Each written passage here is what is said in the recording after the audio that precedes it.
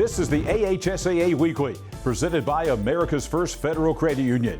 This is your inside look at everything going on with the Alabama High School Athletic Association.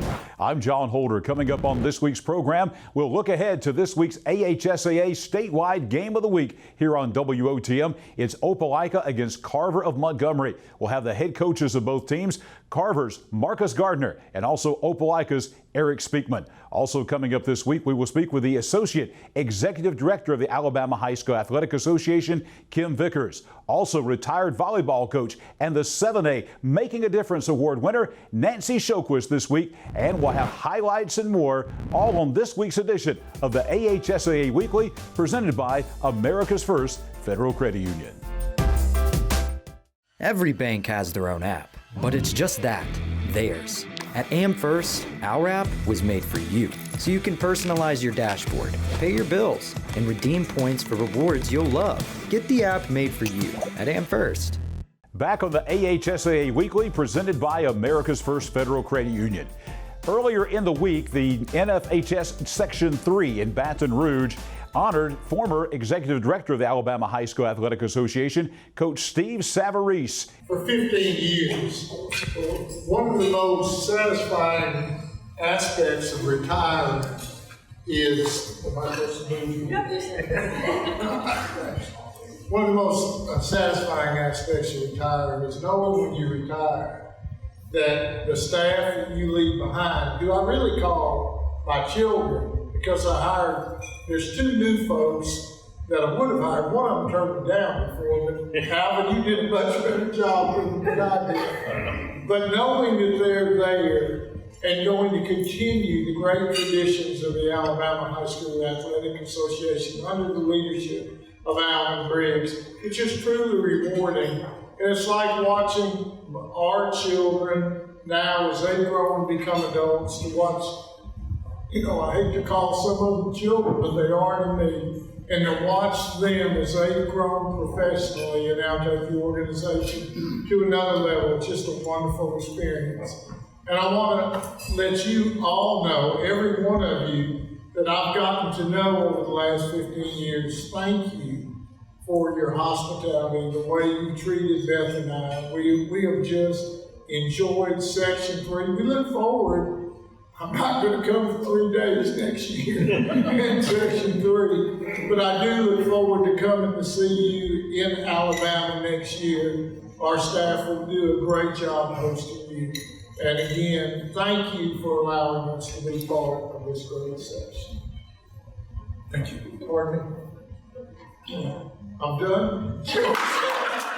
A couple of weeks ago, we sat down with the Associate Executive Director of the Alabama High School Athletic Association, Kim Vickers, for a two-part interview. Here's the second part of our interview with Kim Vickers. Well, Kim, we want to talk a little bit more about your background and your personal life. And you grew up in a place, now I'm a small school guy. I grew up at Spring Garden in Cherokee County. Well, yeah. So you grew up at Mellow Valley in Clay County. Similar type communities, but for folks that may not be familiar with Clay County and Mellow Valley, tell folks about growing up there. Well, you are completely correct. It is small town, rural Alabama, and it's called Clay County, about as rural as you can possibly get. But Mellow Valley at the time was a little small 1A school. They are located in the southern part of the county. It has since closed. I think it closed somewhere around the late 1990s, around 2000 or so. It shut down when they combined the schools and then built the new Central of Clay County School. But, I think it was the best of everything. Some people used to say, I can't believe you came from a small school with 26 graduates. And I said, yeah, and I was the salutatorian of those 26 graduates too. I was pretty proud of that. And looking back now thinking, well, it probably wasn't that big of a deal, but it was to me at the time. But, there's nothing like that small town environment. And, and I've never thought about coming from a small rural community and school like that ever being something that would hinder me in doing anything I wanted to do, because I had great teachers. The school we were community and we were family. You are the first female Associate Executive Athletic Director in AHSAA history. That's 100 years of the AHSAA. Growing up in Mellow Valley, did you ever think that one day I'm going to be the second in command of the Alabama High School Athletic Association? I probably never thought of it, but, and I don't want it to sound boastful, but I do remember when I accepted the job to be the director of publications, I had individuals tell me, I'll give you 5 years or 10 years at the most, and you're going to be running that place. You'll be the executive director. And I just like, oh, no way. So I never thought of myself, it just never crossed my mind. But now Mr. Savarese asked me within like 6 months of working there, he asked me what my plans were, would I ever consider moving into one of those positions? And I said, well, I've never thought about it. And he says, well, you need to think about it because I think you would be an excellent candidate. And that was 6 months into the job. So from that day forward, I started learning anything and everything I could about the association and getting involved with as much as I could. You and Alvin Briggs both worked obviously very closely with Coach Savarese. Mm-hmm. What has that been like? That made the transition easier for both you and with Alvin, having worked under Coach Savarese that closely in making the transition? It has made it very easy. We always say a good leader hires good people to work for him. And Coach Savarese did an excellent job of building a staff that he could depend upon. And Alvin and I working closely with Coach, I think better prepared us for this. Alvin's going to do things differently, and I'm going to do things differently than Alvin. And we all know that. But we were trained and taught by some of the best. And Coach Savarese fully prepared us both to be in these positions. Now, I have been told that you are an expert in AHSAA eligibility rules and bylaws. Is that true? And tell us about that. I don't know. I'd never like to say expert because I always believe the day I quit wanting to learn is the day I need to go to the house. So I try to learn more and more every single year. Now, people tell me I can, like an encyclopedia, like Ron Ingram can quote sports history for 100 years. I'm pretty bad to say, when they ask me a question, I say, oh, it's on page 12 or it's on page 56, and sure enough, there it is. But it's just because that's my job. And if it's my job, I'm going to take it very seriously, and I'm going to do everything I can to know it. And so I have spent a lot of time learning and studying that handbook. Kim, I think it's important that folks out there, sometimes I think there's a wrong perception that the Athletic Association is out to make kids ineligible. Exactly. But the motto really is you're doing everything you can to make young people eligible, right? We do. That is so true. And sometimes it just breaks my heart when I hear people in the public makes what I call sneer remarks about the AHSAA that, we're the mafia or, we're dictators, and we're not. I look at myself as a judge sitting, in a courtroom. I hear both sides of the story. My heart may be pulling toward one way, but there's a rule, there's a law that I have to uphold. And whether I agree with the law or not, or the rule, I have to govern it consistently and fairly. And that's what we try to do. But we do look for every avenue possible to make kids eligible. That's our goal. And we do the best we can in making sure we do that. Now, we talked about your teaching background, but obviously your family is very involved and has been in sports. Oh, yeah. You're not with the Athletic Association by accident. There's athletics. You have to have a passion and a love for sports. Tell us kind of about you and your family's sports background. Well, my husband and I, neither one played college ball, but we both played sports all through high school. Multi-sport athletes, actually. We have 2 daughters, and both daughters were multi-sport athletes, very successful athletes. Going through high school, and I coached. And I will say my husband was not one of these coaches that stayed at home. He was at everything. I mean, even at practices, if he could be there, he was there. I mean, he was the type helping, work the field. And now our younger daughter was coaching volleyball, but she's not coaching this year. But our older daughter has actually assumed my old role at my former school as the head softball coach. So I try to not be biased, and I just play neutral, but I do try to attend as many of her events as I can. So it's sort of like down the bloodline that where we played sports, our girls played sports, and we have always supported our school and the athletic programs. Now, I also have been told that rumor has it, this is kind of crazy, but that you actually enjoy riding the lawnmower and cutting grass. Is that right? I used to say, and I still say this, I do enjoy it, but my words are always, to me, there's nothing more satisfactory than looking out over a fresh cut softball field that's freshly cut. It's been lined, it's been drug and lined, and we're ready for a ball game. And that smell and just the satisfaction of looking at that, saying a job well done. So I'll admit I enjoyed that, but I do cut a lot of grass. We have a lot of grass where we live, and so I cut a lot of grass. Kim, before you leave us today, just we've talked about a variety of subjects, things like that. If you want to talk to the folks that are watching around the state about the Athletic Association and what the future holds for the AHSAA, what would you say to parents and athletes and even our coaches and administrators, everybody involved with high school athletics in Alabama? Well, my passion, since I've been working at the AHSAA, that we need to, all get on the same page, that it's not about winning. High school sports is so much more than winning, and sometimes we lose that focus. It's all about competition and competitiveness between schools and rivalries and so forth. And people they lose touch of what the real purpose of participating in high school athletics is all about. And we're raising young men and women to be future mothers, fathers, leaders. I mean, these kids are going to lead our state, our communities, our country one day, and we need to instill values in them that they can take with them. And cheating just to win a ball game or lying or doing something, it's not worth it, because we want these kids to learn every life aspect that they can carry with them. And that's probably the main thing that if I could communicate is don't lose sight of what we're doing this for. And we do it for these kids, not for these parents. We do it for the kids. And we all need to stay focused on that. Kim, congratulations on the new job, and also thank you for spending some time out of your busy schedule here with us on the AHSAA Weekly. I appreciate it, John. Thank you.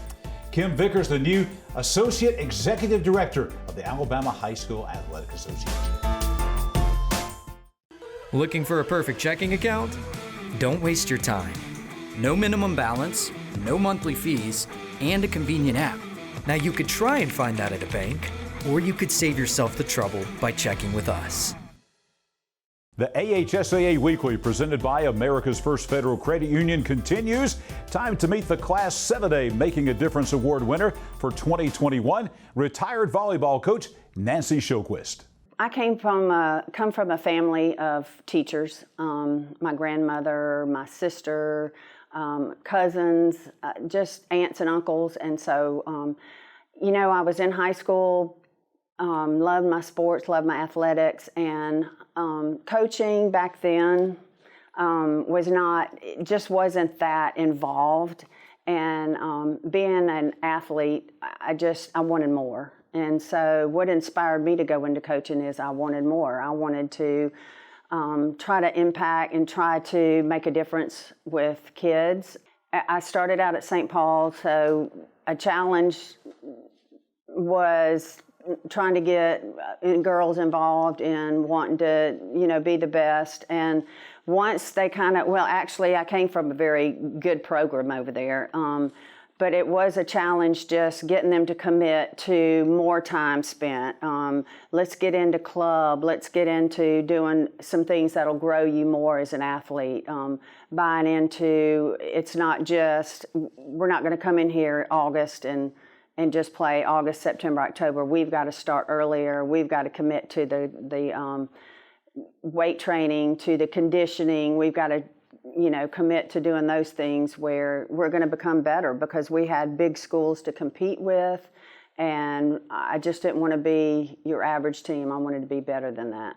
Rewards have been looking at my kids grow, looking at my kids. In fact, I just heard from one of my students a little while ago. She got a full scholarship to Spring Hill College. Checking in, saying, "Hey, Coach, I love you. I miss you. I'm trying to get everything ready for Spring Hill." And those are the rewards. I mean, when you have kids who are going out and being successful, and this child in particular came from a very troubled home and really struggled throughout high school and just with home life and taking care of brothers and things like that. Well, those are the rewards as a coach I feel like are the most rewarding. I always wanted my girls to grow up and be the best they could be. I guess I'm kind of prissy. I'm a tomboy, but I'm kind of prissy as well. So I wanted them to always be very ladylike. I wanted them to grow up to be a little prissy, a little bit, we can be feminine, but we can be the best athletes. I think you'd be surprised when you come out and you watch them practice and you watch them play, just what phenomenal athletes they are, and but also how feminine and how, they can just personify the female athlete, just a gracious female athlete. I think one of the biggest things it taught me was patience. You don't know what they're coming from. You don't know what their lives are like. Even the kids who had a little bit more, you don't know even in their lives what they're coming for. I mean, I dealt with anorexia, bulimia, and you never knew. And I did have those great experiences with those girls one-on-one where we could sit down and we could talk about what's going on and those things. I mean, I've dealt with kids who talk about suicide and things, and until you're one-on-one and they feel comfortable with you, and then they're able to go to say, Coach, I've really got some things I need to talk to you about, and of course then you have to move that on to someone else, but they feel comfortable enough to bring it to you where you can take it to the next level to get them help. It's just an experience in my life that I'll never forget, and I'm just so thankful that I've been able to experience and help so many kids. Yeah, there's so many situations that I've seen and I've been involved with these kids where they've been afraid to say something. They've come to me, I think I've told this story, I had a child who was raped at gunpoint, and she was afraid to go to her mom, so she came to me, talked to me, and then we got with her family and we did everything we were supposed to do at the hospital and called but she spent the night with me. She was scared to be at home with her family, with her mom. And you just, again, you go back to, you have no clue what some of these kids are going through.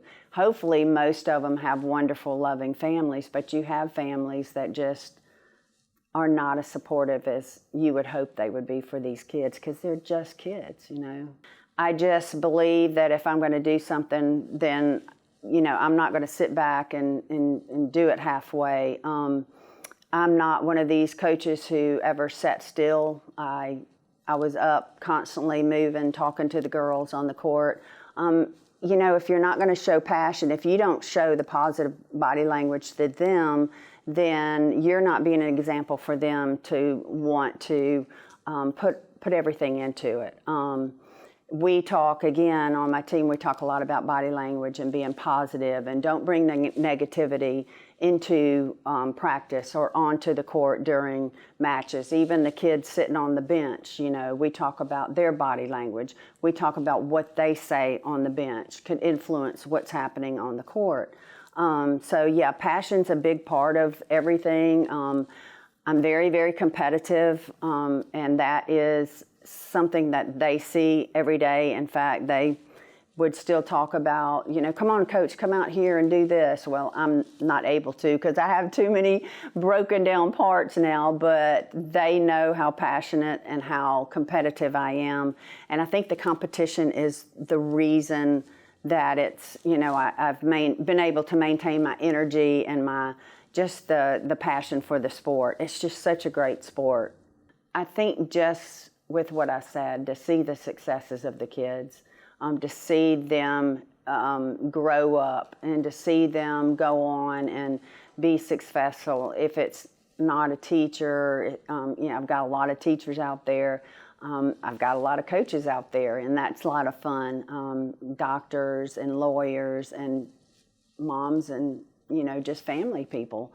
But they're successful. And I think that's the reward, the biggest reward that I've gotten as a coach, is just to see that my kids have gone on and been successful. And hopefully what they had and what they grew up with in our sport help get them to that point. Every bank has their own app, but it's just that, theirs. At AmFirst, our app was made for you, so you can personalize your dashboard, pay your bills, and redeem points for rewards you'll love. Get the app made for you at AmFirst. Back on the AHSAA Weekly, the AHSAA statewide game of the week here on WOTM this Thursday night, a game between Opelika and Carver of Montgomery. We're speaking now with the head coach of the Opelika Bulldogs, Coach Eric Speakman. Coach, glad to have you with us this week on the AHSAA Weekly. Hey, great to be with you. Glad to be here. Coach, your football team, a very important region game coming up on Thursday. You start off the season playing two games as tough as anybody with Callaway, Georgia, and Auburn, but the last couple of weeks you've bounced back very nicely. You had the win against Sidney Lanier and then a very solid win against Eufaula. Just tell us where your football team stands right now. Yeah, I think we've really grown the last couple of weeks. We had those two tough losses to open the season versus Callaway and then Auburn, two really quality opponents. And, that Auburn game, we treat that kind of like a semifinal game. So that was a big game for us. Unfortunately, we lost, but I think we found out a lot about our team. And then we've had two region wins since then. So we're 2-0 in the region and hopefully can play well Thursday night in the game you're going to broadcast. Coach, let's talk about your opponent, Carver Montgomery. I know you've seen film on them. They've played 3-4 games. So what are your impressions of Carver? Really good football team. They played Enterprise to open the season, played them really tough, and they're also 2-0 in the region. So it's going to be a good game between two really good teams there Thursday night. And, Coach, this is really kind of a driver's seat game as far as early region plays goes. Those first two losses we mentioned, those were non-region games, so you're undefeated in region play as well. Just talk about the importance of this game as far as region play goes, and this is a big game as far as determining seeding in the region as we move through the season. Yeah, you're correct. Both teams sitting at 2-0 right now, so whoever can come out of this game with the win would be 3-0 and kind of be in the driver's seat going forward through the rest of the region. We've played Eufaula, who's really good, and Lanier, who I think has a good chance to make the playoffs this year. So fortunately, we got the win against them. And, each week you're just looking to go 1-0 on that Friday night or obviously Thursday night this week. So be 1-0 at the end of each region game. Coach, Opelika is always impressive, always well coached, always a great football team, very well prepared, one of the tradition-rich schools and football programs in the state, and we're looking forward to seeing you here on the AHSAA Game of the Week on WOTM on Thursday night. All right, guys. Thank y'all. Eric Speakman is the head coach of the Opelika Bulldogs, getting ready for that big showdown coming up in Class 6A Region 2 with the Carver Wolverines coming up on Thursday night right here on WOTM. We are joined now on the AHSAA Weekly by the head coach of the GW Carver Wolverines in Montgomery, Coach Marcus Gardner, getting ready for that AHSAA statewide game of the week here on WOTM with his football team taking on the Opelika Bulldogs on Thursday night. Coach, welcome in. Glad to have you with us on this week's show. Glad to be here. Glad to be here. Coach, this is kind of for the battle for supremacy in Class 6A Region 2. You're 2-0. Opelika's 2-0. Whoever comes out the winner of this game is going to be very good position for playoff, maybe even winning a region title.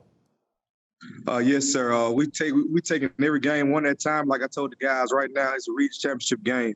But that's how we got to look at it, because right now, the first game right now is Opelika. So we tied in the region, so we have to win it to win the region. So that's how we approach it every day. Coach, you open up like Opelika with a loss, but that was to maybe the most underrated team in this state, a very, very good Enterprise team. But since that time, a couple of big wins. You had the win against Valley and then a big win against city rival there, Park Crossing last week. Just the momentum that your team seems to be building here in the last couple of weeks. Yes, sir. Enterprise was a great test. Like I said, 7-day program. They do what they do well, and they're going to be disciplined. So we got a young team. It was a great test to see where we are, and I think they kind of came out saying that just following the program and play next players at a time, and they saw that we had success, and that's kind of rolled over to Valley and Park Crossing. Coach, your thoughts on Opelika, a tradition-rich program. These two teams know each other very, very well. Your thoughts on playing Opelika and the challenge they present on Thursday night? To be a program, you got to be programmed. So I think we're a program. We're building ourselves into a program. So it's no other test than playing a juggernaut in the state. Their guys play hard, play fast, and disciplined. So it's a great test for us to go out and play and prove that we're a program in the state. What's the best thing you've seen about your football team so far? What's the one thing that you're hanging your hat on, so to speak? The guys are bought in. They bought in early from the summertime and some springtime. Every time we challenge them, they come back and fight back. And we can't put them in a hole they can't fight out of. So I think that's going to show some resilience in the season. And they're going to be able to fight against some stuff that they haven't fought in the past. Coach, it should be a great game. We're looking forward to bringing that to a statewide audience here on WOTM. The Carver Wolverines, the Opelika Bulldogs in the friendly confines of the Crampton Bowl on Thursday night. Coach, thank you for joining us here on the AHSAA Weekly. Okay, thank you for having us. Marcus Gardner, head coach of the Carver Wolverines. Thursday night, Carver and Opelika here on WOTM. Looking for a perfect checking account? Don't waste your time. No minimum balance, no monthly fees, and a convenient app. Now you could try and find that at a bank, or you could save yourself the trouble by checking with us. Closing out this week's edition of the AHSAA Weekly, presented by America's First Federal Credit Union, highlights of last week's AHSAA statewide game of the week here on WOTM. Pleasant Grove and Winona in Metro Birmingham. Here's Mickey Shadricks and Gerhard Mathangani. Well, second-ranked Pleasant Grove came into this matchup tonight against Winona. Gerhard is the heavy favorite, and they left with a dominant win over Winona, 43-7. We knew that this team coming in has so much firepower, but they showed it really from the beginning of the football game and then really transferred it over into the second half. We obviously had that running clock in the second half, but Winona, once again, they were able to put together some drives, but they weren't able to do anything consistently. The consistent game was the Spartans all the way through. And they were led by Young and Lacey, the dynamic duo on offense, the quarterback and the running back for Pleasant Grove. As we take a look at the highlights, you will see a lot of number 1 and number 5 in these highlights. Started with the very first play of the game.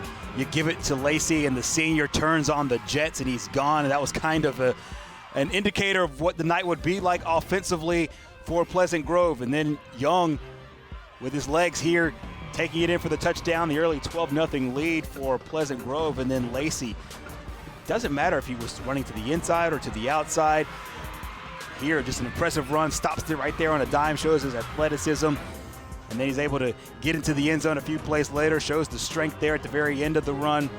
A couple of touchdowns for him in the early going, and then they used the special teams to set up their offense as well. It was Kyron Burrows, who had a lot to say about the final one in this game, with a nice punt return there, led to yet another big run. This is another direct snap to Lacey, and Lacey takes it all the way deep into Dragon territory. And then once the running game was solidified and they had to respect the running game, they started to go through the air, and Young showed that he is one of the best in the state. Burrows, Parker, both in the end zone for the Spartans there in that first half. Then as we went to the second half, a little bit more from Young in the passing game. Saw a lot more from Parker as well. And then even when some of the younger players got in, they made their presence felt as well. Markel Jordan getting into the end zone for Pleasant Grove. And then the defense for Pleasant Grove really was lights out and made Rico Wells and this offense really work for Winona. Didn't really matter who was in the game, whether it was the young guys or that first unit. They were able to finally get into the end zone late in the game. Rico Wells over Corin Williams, but this one was all, like you said earlier, Pleasant Grove. And we close out the show this week as we take you to football action in South Alabama in Class 3A. Bayside Academy from Daphne, Hillcrest of Evergreen. This is a highlight that made it on ESPN. A great touchdown run by Bayside Academy's Zach Cottrell. Loper, the guy in motion. Kittrell, handoff fake to Stewart. Kittrell on the keeper. Bounce backwards, still on his feet, looking for running room. He will make some nifty little moves and still on his feet.